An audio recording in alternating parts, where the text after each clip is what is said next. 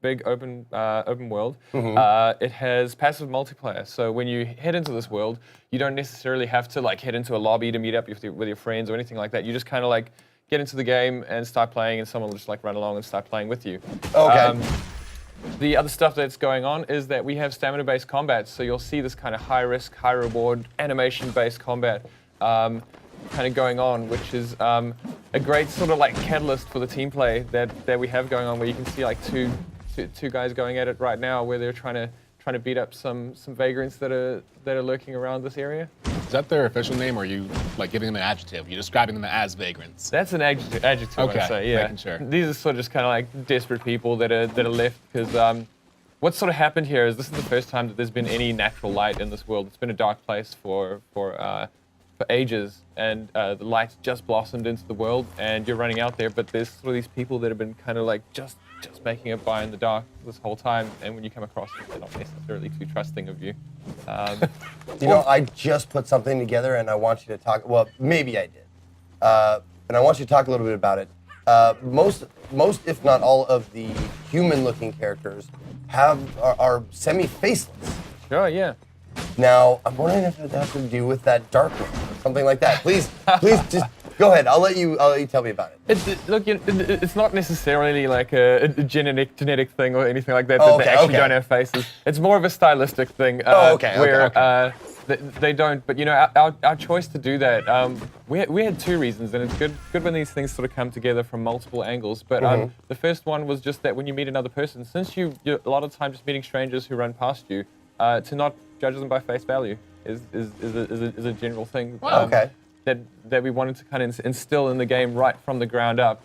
And that was interesting because, you know, like, I think no matter how much we tried to do stylized faces on our characters, and we played around with a lot of things, there was no way that our artists wouldn't kind of infuse a bit of meaning, a bit of character into that without us wanting to necessarily. And when you want like players to run past each other, decide whether they want to play with each other based on how that other person plays, not necessarily how they look.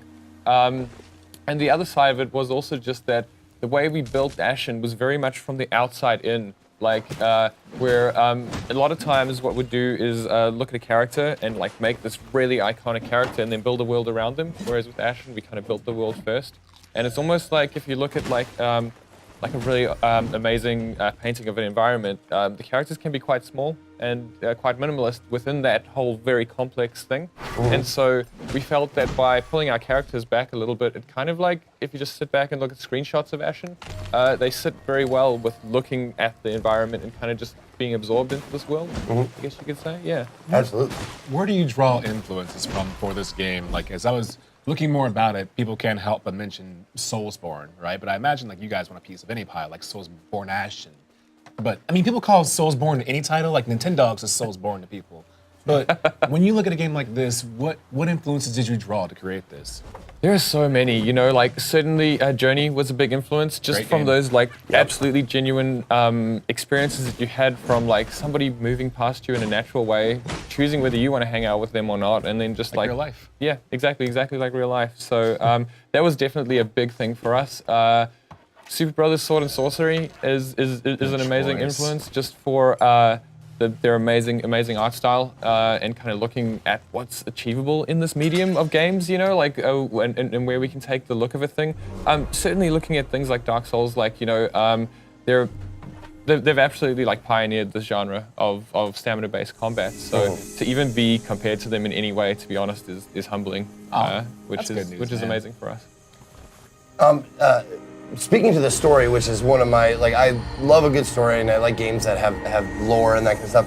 How does the lore and the story get revealed to the player? Sure. So what we would have seen before this area that we're in now, you would actually see, you would start out in a dark world without any light, and you move towards this mountain on the horizon, which is exploding. And so as you get closer to it, it explodes and you fall down, you land in this area. Okay. And so essentially what that is a phoenix myth, where in ages past there was a phoenix that kind of landed in the area of the universe where you are, but it was dying. It was kind of taking its last dying breaths. And in its last few breaths, those were the first 3 ages of light in the world, but it breathed those breaths and then it died. And that's where the world has been in this like many eras of darkness since then. So people have kind of like learned to survive in this kind of very brutal world. But when you start this game, it's just as the Phoenix is starting to be reborn. So it's kind of getting reborn out of the ash that is this world. And your job is to try and find it, try and protect it from forces of the dark that are probably actually trying to revert the world to what its natural state would be. Okay. If all things being fair. But for you as a human in this world, like the light is very valuable, so you want to protect it. Okay. What are we thinking about as far as variety in apparel, armor, weaponry, and things like that? How deep does it go? There's a ton of stuff that you can do. I mean, like, you know, particularly like looking at weaponry, for example, one of the big things for us is that players should be able to choose a weapon that feels good to them. So, like, there are a ton of weapons that just have different animation types. There's, you know, whether it's that they're sort of role-playing something that you get more of a drunken master sort of feel to it, or if it's a weapon that lets you like hit stuff and do backflips, like kind of meshed into the whole attack sequence, or if it's just like a giant club that you want to like hammer away at things. There's a ton of stuff there, as well as like, I mean, armors and things like that. Just how players customize themselves is so important. You have like fisticuffs, right? Like Cesta and things like that? We don't necessarily, actually. So like an interesting thing we did right at the start, and I suppose that it's similar to like removing the faces for us, was that we made it that they're like, we just decided day one, we're not putting swords in this game. And that was literally because we just didn't want to go to the absolute go-to. We wanted to make sure that our designers had to be original in the sort of the shapes that our animators are making as they're animating things. They couldn't do sort of the tried and true stuff that they actually needed to think about it. So we've got a lot of spears, a lot of axes, and a lot of clubs in the game. And those three kind of weapon types are very varied as well. That, like, you know, some of the clubs might not necessarily look 100% like clubs to you, but that's kind of the archetypes that we've gone for. On a scale of Hello Kitty to Broken Controller, how hard is the game? Hello Kitty's pretty hard. It's a good question though, because we get a lot of questions, like particularly relating to Dark Souls and like Souls-like stuff, and it's like, is it at that level of difficulty? And my answer is a little bit complex for this, because the game has been designed from the ground up for co-op. Everything is balanced for co-op, and you playing with another person. Like, just as you can see here, they're going into a dungeon, someone else is joining him in there. So there's not necessarily, if you play it by yourself, it's probably even slightly harder than those games. But if you play it together with someone else, it's easier. So like a lot more accessible. And so, but at the same time, it's not like, you don't just cut through it like a knife through butter. It's like, the balance curve is very much towards two players. But what is amazing about that is like our super hardcore players, like we've got perks that you can like sort of customize your character with and stuff like that. And a lot of them are actually geared towards people who don't want to play with other people. So they want that hardcore experience. So like, there are ones, for example, where like that dungeon door, you can open it solo. You don't need another person. And so that's for people who are just like, you know what, I don't need somebody to help me out with this dungeon. But at the same time, as I say, the game is absolutely balanced, like that sort of thing, where he just helped his friend out with this spider crab thing called a skag, which has pinned his buddy. If you go and hit it, it'll like unpin him, and you know, so it makes the whole thing easier from the unpinning to this sort of stuff here, where he's getting revived by his friend. So if you're playing by yourself, you can't necessarily do that. But we do have like major game-changing perks as well. Like there's one that if you do die like that and you're by yourself, you'll crawl out of your own body as this like desiccated wraith creature and be able to keep on going for just like one more try as you go further. Nice. Yeah, dude. So, that's sick.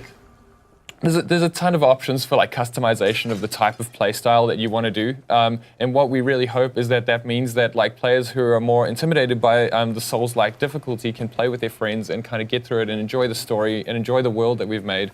But then the people who want that like super hardcore experience can absolutely get it too. Casuals can have fun too.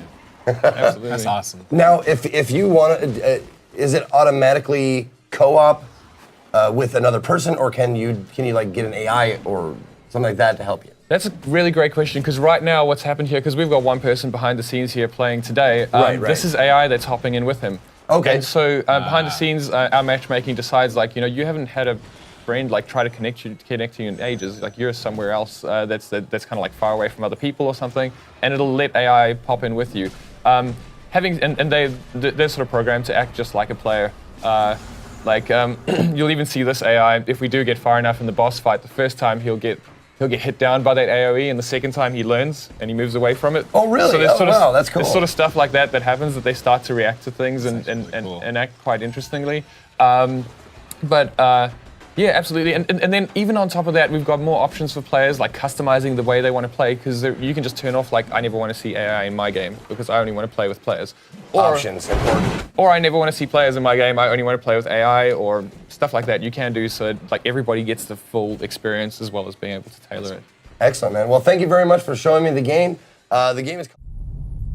The dark is older than the light.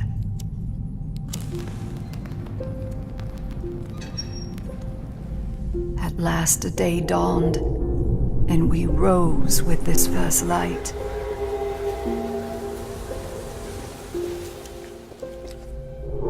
But that light was a betrayal, only fleeting.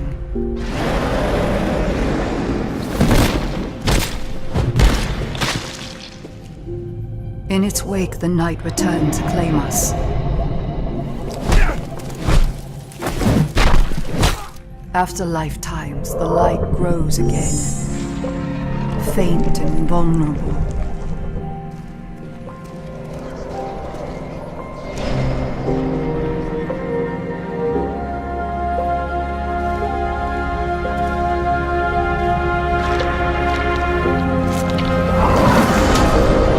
We will live in the new light rather than just survive in the dark. This rebirth will end our wandering.